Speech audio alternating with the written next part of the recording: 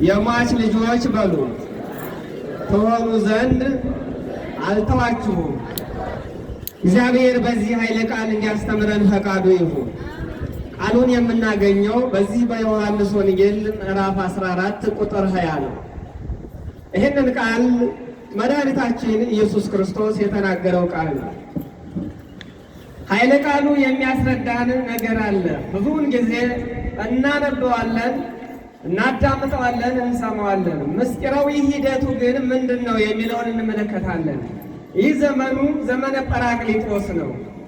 ዘመነ ጰራቅሊጦስ ስንል ጰራቅሊጦስ መንፈስ ቅዱስ ለሐዋርያት የወረደበት፣ ስለ ጰራቅሊጦስ የሚሰበክበት፣ ስለ ሐዋርያት ንጽሕናና ቅድስና የሚነገርበት ዘመን ዘመነ ጰራቅሊጦስ ይባላል። ይህንንም በማስመልከት ለዓለም መድኃኒት የሆነውን አማኑኤል ኢየሱስ ክርስቶስን ዛሬ እያከበርን እንገኛለን። ለዚህ ያደረሰን ስሙ ይክበር ይመስገን። የሟች ልጆች ትሆኑ ዘንድ አልተዋችሁም። ምን ማለት ነው? ሟች ማለት ምንድን ነው? ሕያው ማን ነው? ሟቹ ማን ነው? ምናልባትም በእያንዳንዳችን ሀሳብ ውስጥ የሚመጣ ሊኖር ይችላል። እናት አባታችን ከዚህ ዓለም ላይኖሩ ይችላሉ። እኔ ነኝ የሟች ልጅ ልንል እንችላለን። ሌሎቻችንም እንደዚሁ የተለያየ ነገር ሊኖር ይችላል። በውስጣችን የሚንጎዳጎደው ያ ከሆነ ከዚያ ተላቀቁና ውጡ። የመጽሐፍ ቅዱስ ሐሳቡ ስለ ምድራዊ አይደለም እየነገረን ያለ። የመጽሐፍ ቅዱስ ምስጢራዊ ሂደቱ የሟች ልጆች ትሆኑ ዘንድ አልተዋችሁም ማለቱ ምን ማለቱ ነው? ይህንን ያለው ዛሬ በደጁ የተሰበሰብንለት አማኑኤል ኢየሱስ ክርስቶስ ነው። አማኑኤል ኢየሱስ ነው። ኢየሱስም አማኑኤል ነው። የስም መለዋወጥ ነው። ሟች ብሎ የሚናገረው 5500 ዘመን ነፍሳትን እየገደለ ሰውን እየገደለ ነፍሳትን ሁሉ ወደ ሲኦል ሲያግዝ የነበረ ነገር ግን በአንድ በዕለተ ዓርብ በመስቀል ላይ ተቀጥቅጦ የሞተ ሟች የተባለ ዲያብሎስ ነው። ይህ ሟች የተባለ ዲያብሎስ ልጆች አሉት የሉትም ወይ? ልጆች አሉት። አናምንም፣ አንጠመቅም፣ ክርስቶስ አልተወለደም፣ የለም የሚሉ ሁሉ የሟቹ የዲያብሎስ ልጆች ናቸው። ኃጢአትና በደል የሚፈጽሙ ሁሉ በቤተ ክርስቲያኒቱና በልጆቿ ላይ የሚፈጸመው ሁሉ የምናየው የሚወርደው መከራ ሁሉ ይህንን ግፍ ይህንን ሰቆቃ የሚፈጽሙ ሁሉ የሟቹ የዲያብሎስ ልጆች ናቸው። ዲያብሎስን ሟች ይሉታል። ሟቹ ልጆች አሉት ማለት ነው። ልጆቹ ማን ናቸው? ዛሬ በቤተ ክርስቲያንና በልጆቿ ላይ መከራ የሚያወርዱት እነሱ ናቸው። እግዚአብሔር ከዚህ ያውጣን ሁላችን። ክፉ ሰዎች ሁሉ የሟቹ የዲያብሎስ ልጆች ናቸው። እኔ ማን ነኝ ብላችሁ ራሳችሁን ፈትሹ። እኛ ግን የሕያው የኢየሱስ ክርስቶስ ልጆች ነን። የሟቹ ልጆች አይደለንም። የሟቹ ልጆች አይደለንም። የሕያው የኢየሱስ ክርስቶስ ልጆች ነን። እንዴት ልጆቹ ሆንን ካልን በ40ና በ80 ቀን ከአብራ ከመንፈስ ቅዱስ ከማኅፀነ ዮርዳኖስ የተወለድን የኢየሱስ ክርስቶስ የአማኑኤል ልጆች ነን። ልጆቹ ያደረገን ስሙ ይክበር ይመስገን። የእሱ ልጆች ነን። የሟች ልጆች ትሆኑ ዘንድ አልተዋችሁም አለ። አልተወንም። አማኑኤል ኢየሱስ ክርስቶስ ሁልጊዜ ከእኛ ጋራ ነው። ለምን? በወንጌል ላይ ተጽፏ እስከ ዘላለም ከእናንተ ጋራ ነኝ ነው ያለው። ከእኛ ጋራ ነው አማኑኤል። አማኑኤልም ማለት ከስጋችን ስጋ ከነፍሳችን ነፍስ ነስቶ ከእኛ ጋር አንድ ባሕርይ የሆነ ማለት ነው። አንድ ባሕርይ የሆነው አማኑኤል ኢየሱስ ክርስቶስ የሟቹ ልጆች ትሆኑ ዘንድ አልተዋችሁም አለ። ለምን? ከእናንተ ጋር ነኝ አለ። ስለዚህ ክርስቲያኖች እኛ የሟቹ ልጆች አይደለንም። የማን ልጆች አይደለንም? የማን ልጆች አይደለንም? የማን ልጆች ነን እኛ? የሕያው የኢየሱስ ክርስቶስ ልጆች ነን እኛ። ስለዚህ የሟቹ ልጆች የሚሰሩትን ሥራ ታውቃላችሁ። እኛ የኢየሱስ ክርስቶስ ልጆች ስለሆነ ግፍና መከራን ተጸይፈን ኃጢአትን ተጸይፈን በደልን ተጸይፈን የምንኖር እንጂ ተጎናጽፈን የምንኖር አይደለንም።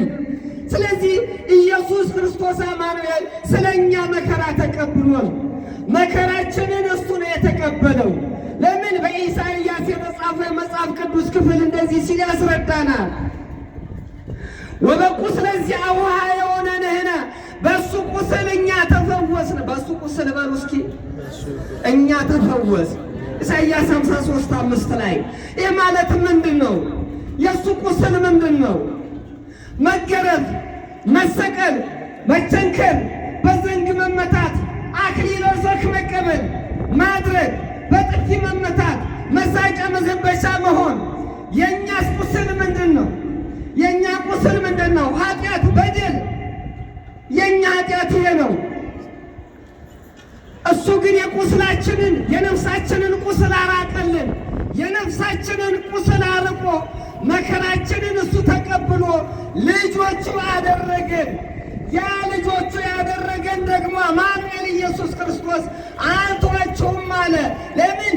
ለዲያብሎስ አሳልፌ አልሰጣችሁም አለ። ስሙ የተመሰገነ ይሁን። ለጠላታችን ለገዳያችን አሳልፎ አይሰጠንም። የሚጠብቀን ማን ነው? ኢየሱስ ክርስቶስ ነው። ታያላችሁ ልጆች፣ የሟቹ ልጆች ዛሬ በቤተ ክርስቲያን ላይ ታያላችሁ። አፈር ገፍቶ የሚያድር ገበሬ መከራ እንደተቀበለ፣ አንድ አጎዛ አንጥፎ የሚተኛ ገበሬ እንደታረደ፣ በመቅደሱ እያወጡ ከመቅደሱ ሲያርጉት ታያላችሁ። እነዚህ የሟቹ ልጆች ናቸው። እነሱ በክብር የሕያው የኢየሱስ ክርስቶስ ልጆች ናቸው። ገዳዮቹ ግን የሟቹ የዲያብሎስ ልጆች ናቸው። ፍጻሜያቸውም ወደ ሲኦል ነው። እግዚአብሔር ከዚህ ያውጣን ሁላችንን። እና እኛ የማን ልጆች ነን? ክርስቲያኖች የማን ልጆች ነን? ዛሬስ በዚህ ምድር ላይ ምንድን ነው የሚሰራው? ምንድን ነው እየተፈጸመ ያለው ግፍና በደል ምንድን ነው?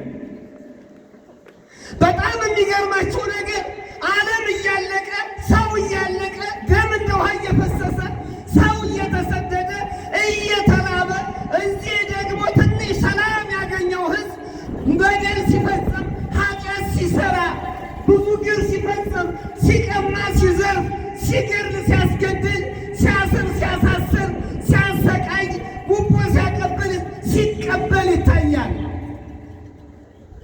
ይቻለን እንደዚህ? እና ታዲያ የማን ልጆች ነን እኛ? ከዚህ ተላቀን መውጣት ካልቻል የማን ልጆች ነን? አሁን እግዚአብሔር ያውጣን፣ አማኑኤል ይድረስልን ሁላችንን። ስለዚህ በእሱ ቁስል እኛ በእሱ ቁስል ተፈወስን ካል ሌላው በደል ምን ያደርግልናል? እኛ የእሱ ልጆች ነን።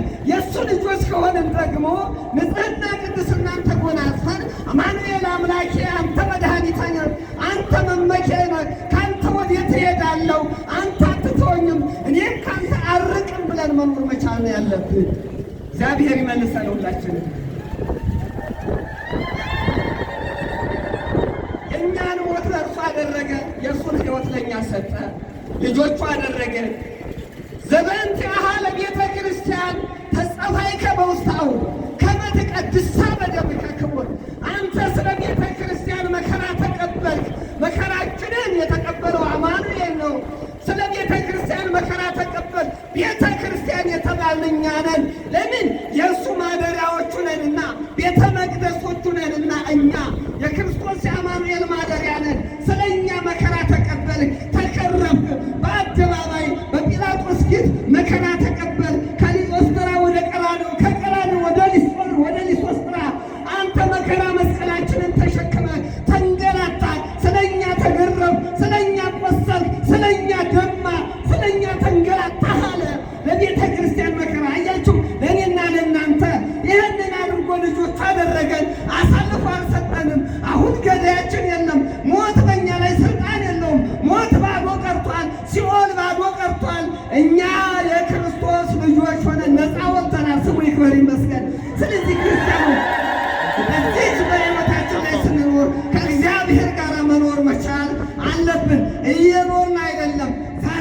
ያኔማ የተፈጠረው ክፉን መልካም፣ መልካሙን ክፉ፣ ብርሃኑን ጨለማ፣ ጨለማውን ብርሃን፣ ጣፋጩን መራራ፣ መራራውን ጣፋጭ እያለ የሚቀባጠር ትውልድ ነው የበዛው።